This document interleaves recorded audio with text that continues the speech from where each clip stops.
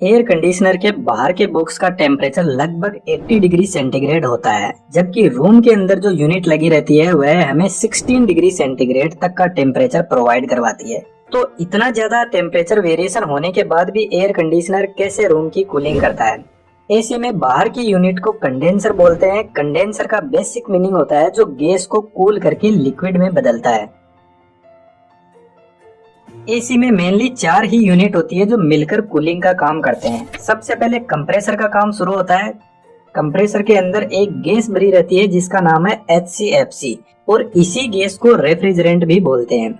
जिस तरीके से कार के इंजन में पिस्टन काम करते हैं उसी तरीके से कंप्रेसर रेफ्रिजरेंट को पंप करता है। जब कंप्रेसर रेफ्रिजरेंट को पंप करता है तो इसका प्रेशर इंक्रीज हो जाता है और प्रेशर से इस गैस का टेम्परेचर भी 80 डिग्री सेंटीग्रेड तक पहुंच जाता है। तो इस हाई टेम्परेचर रेफ्रिजरेंट को कूल डाउन करने के लिए यह कंडेंसर यूनिट के पास में जाता है, जिसको हम हीट एक्सचेंजर भी बोलते हैं।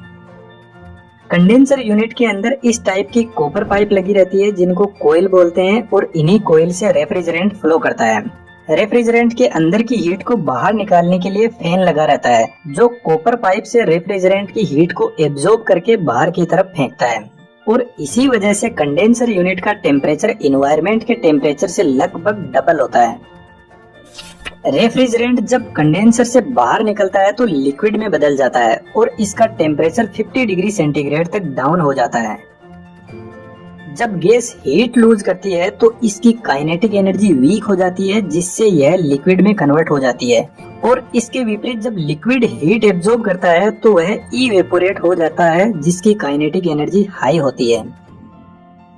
कंडेंसर यूनिट से निकला हुआ लिक्विड रेफ्रिजरेंट एक्सपेंशन वॉल के पास में जाता है। एक्सपेंशन वॉल के अंदर पतले पाइप होते हैं तो जब रेफ्रिजरेंट नैरो पाइप से बाहर निकलता है तो वह एक्सपेंड करता है।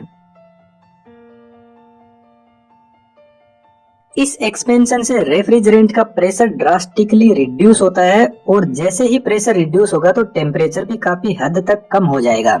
जब रेफ्रिजरेंट नैरो एरिया से पास होता है तो लिक्विड रेफ्रिजरेंट वेपराइज हो जाता है, मतलब गैस फॉर्म में आ जाता है। एक्सपेंशन वॉल वाटर स्प्रे की तरह काम करता है। वाटर स्प्रे में जब पानी बाहर निकलता है तो बहुत ही नैरो साइज्ड ओपनिंग से बाहर निकलता है और जब ये छोटी छोटी वाटर ड्रॉप्स हवा में ट्रेवल करती है तो काफी ज्यादा ठंडी हो जाती है। तो ठीक इसी तरीके से एक्सपेंशन वॉल काम करता है और रेफ्रिजरेंट को वेपराइज करके हमारे रिक्वायर्ड लेवल तक ठंडा भी करता है। एक्सपेंशन वॉल से निकला हुआ रेफ्रिजरेंट बहुत ठंडा हो जाता है और यह जाता है इवेपोरेटर के पास में। इवेपोरेटर एसी का ही एक यूनिट होता है जो रूम के अंदर लगा रहता है। इसमें भी एक कोयल लगी रहती है जिसके अंदर रेफ्रिजरेंट फ्लो करता है। इवेपोरेटर की कोयल बहुत ठंडी होती है जो रूम के अंदर की गर्मी को सोख लेती है। कोयल के बीच में एक सिलेंड्रिकल फैन लगा रहता है जो इस कोयल की कूलिंग को रूम के अंदर स्प्रेड करता है। इवेपोरेटर कोयल जब रूम की हीट को एब्जॉर्ब करती है तो इसके चारों तरफ पानी के ड्रॉप्स इकट्ठा हो जाती है जिनको एक पाइप से बाहर की तरफ निकाल दिया जाता है। यह ठीक उसी तरीके से काम करता है जब हम फ्रिज से निकाला हुआ ठंडा पानी गिलास में डालते हैं तो उसके चारों तरफ पानी की बूंदे इकट्ठा हो जाती है और ऐसे ही इवेपोरेटर कोयल में होता है जिसके पानी को बाहर निकाल दिया जाता है। इवेपोरेटर की जो हीट एब्जॉर्ब कैपेसिटी होती है उसी को एसी का टन बोलते हैं। 1 टन के एसी की पावर कंजम्पशन 3500 वाट की होती है।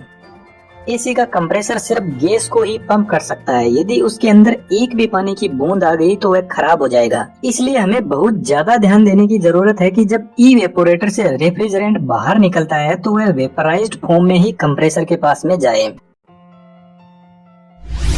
एक्सपेंशन वॉल को इवेपोरेटर कोयल के पास में कोयल से पहले लगाया जाता है जो रेफ्रिजरेंट को वापस लिक्विड से वेपराइज्ड करता है। Expansion valve sensible heat storage device से कनेक्टेड रहता है जो हीट को सेंस करता है और यह हीट सेंसिबल डिवाइस इवेपोरेटर के आउटपुट पर लगा रहता है। मानकर चलते हैं हमने एसी का टेम्परेचर 16 डिग्री सेंटीग्रेड पर सेट करके रखा है। जब टेम्परेचर 16 डिग्री सेंटीग्रेड से बढ़ जाता है तो यह डिवाइस टेम्परेचर को सेंस करती है। इस डिवाइस के अंदर भी एक अलग टाइप का रेफ्रिजरेंट होता है जो गर्म होकर इवेपोरेट हो जाता है और इस स्प्रिंग को नीचे की तरफ फोर्स लगाता है। स्प्रिंग के नीचे आने से ज्यादा रेफ्रिजरेंट इधर से पास होने लग जाएगा जिससे इवेपोरेटर की कूलिंग बढ़ जाएगी और वापस बढ़ा हुआ टेम्परेचर 60 डिग्री सेंटीग्रेड पर आ जाएगा।